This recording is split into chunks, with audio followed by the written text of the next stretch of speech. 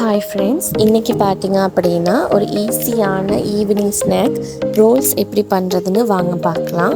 இதுக்கு தேவையான பொருட்கள் மெஷர்மெண்ட்டோட காட்டியிருக்கிறேன், செக் பண்ணி பாருங்கள். இதுக்கு ஃபர்ஸ்ட் பார்த்தீங்க அப்படின்னா ஒரு பேனில் எண்ணெய் சேர்த்து அது கூடவே எடுத்து வச்சிருக்கிற கருவேப்பட்டை, இஞ்சி பூண்டு, கருவேப்பிலை இதெல்லாம் சேர்த்து வதக்க விட்டுக்கோங்க. இது வதங்கி வந்ததுக்கப்புறமா எடுத்து வச்சிருக்கிற வெங்காயம், அது கூடவே தக்காளி இதையும் சேர்த்து வதக்கிக்கோங்க. வதக்கி வந்ததுக்கப்புறமா உப்பு, சில்லி ஃப்ளேக்ஸ் இதையும் சேர்த்து நல்லா மஞ்சள் தூள் இதையும் சேர்த்து நல்லா மிக்ஸ் பண்ணிக்கோங்க.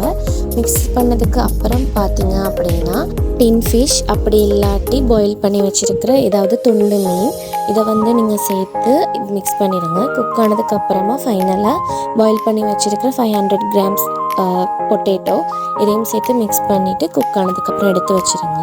இந்த டைமில் பார்த்தீங்க அப்படின்னா இன்னொரு பாத்திரத்தில் கோதுமை மாவு, அது கூட சிறிதளவு உப்பு, தண்ணி சேர்த்து நல்லா கட்டி இல்லாமல் தோசை பதம் வர அளவுக்கு நீங்கள் இதை அரைச்சி எடுத்துக்கோங்க. அரைச்சி எடுத்துகிட்டு தோசை பேன்